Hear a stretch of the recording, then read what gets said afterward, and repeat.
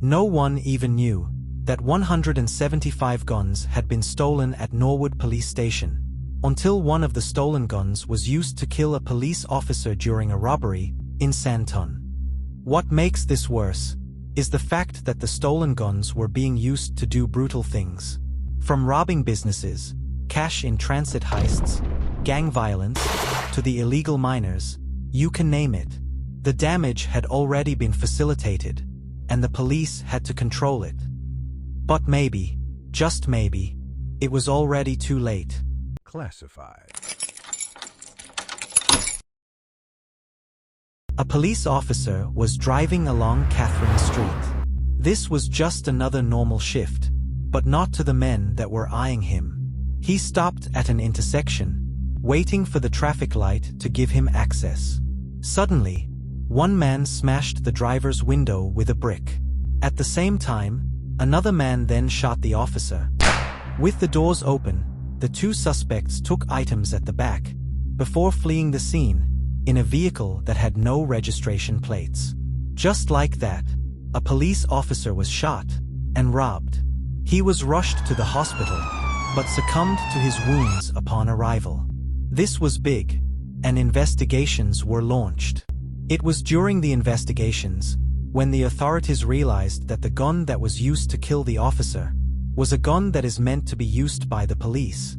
So, explanations were needed. As they looked deeper into this, the authorities realized that another police officer was killed during a cash-in-transit heist in Brackpen. He was killed by a gun that also belonged to the police. Following the discovery, ballistic tests were done, and the results pointed the authorities at Norwood police station. The gun that was used to kill the police officer was supposed to be locked inside the station's storeroom. The gun belonged to the station. With this knowledge, the detectives tried to look at other reported cases, so as to determine whether the firearm was linked to more cases. They were surprised when they realized that more guns that were supposed to be locked at the station had been used in a cash-in-transit heist, and in another case involving attempted murder of police officials. This was getting big. At the beginning of August 2021, a proposal was registered to investigate the possible theft of guns at Norwood Station.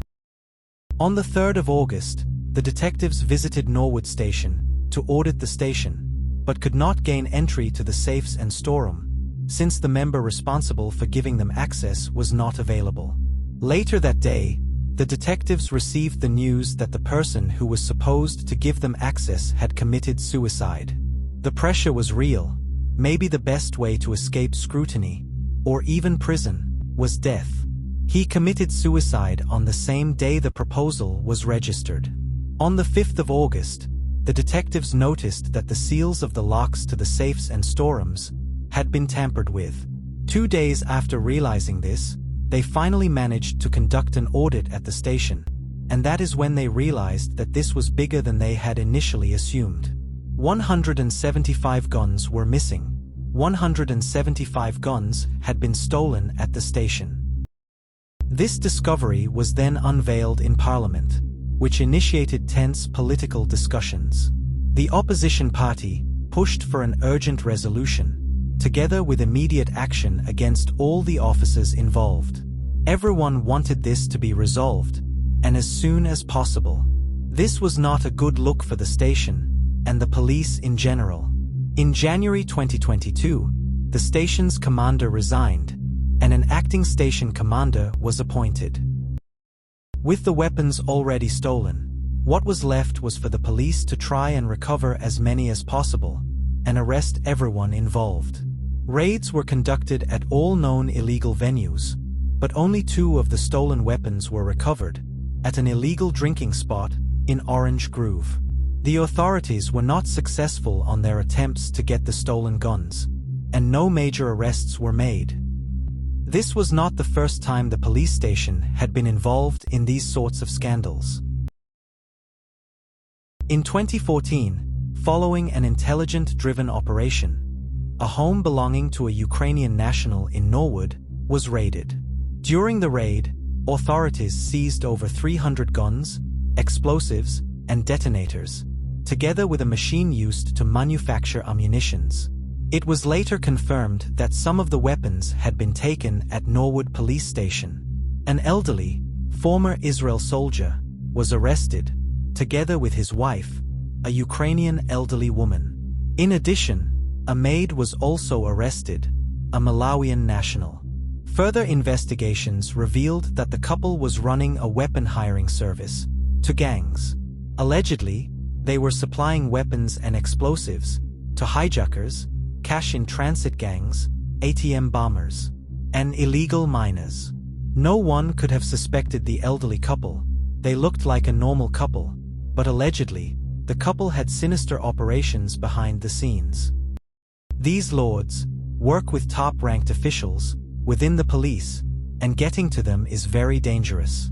In 2020, an anti-gang unit commander, who was closing in on senior police officers, fraudulently creating gun licenses for gangs, was shot and killed at his home. Sadly, it is the bad potatoes within the police force that fuel these gangs. Loss of firearm cases within the police are not treated like serious offenses by police management, and that's the major gap. Of all cases of stolen or lost firearm, only less than 20% gets referred for disciplinary action. The other major gap is on destruction of recovered firearms. Most firearms that are flagged for destruction do not end up being destroyed within the police. Most of these end up in the hands of gangs. Now, in March 2025, the station commander at Norwood police station was arrested. He was not arrested for the missing guns, but for a different charge. Allegedly, in August 2020, the boss led a bogus operation with a civilian who posed as a worker of some law firm. Together, they visited a shop and identified themselves before searching the entire shop.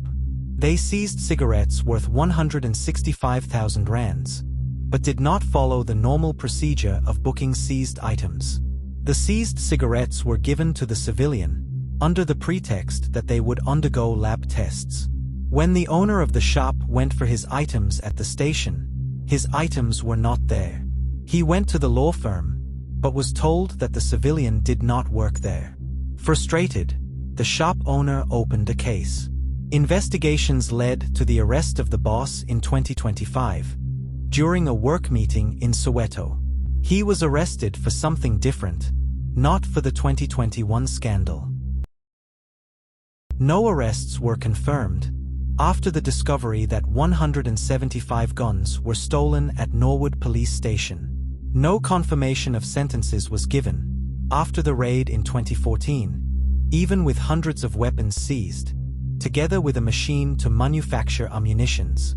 Even though answers were demanded, no one provided them. This is just the sad state of things in our beloved nation. A nation with so much potential, but limited by the unstoppable crime that begin at the very top.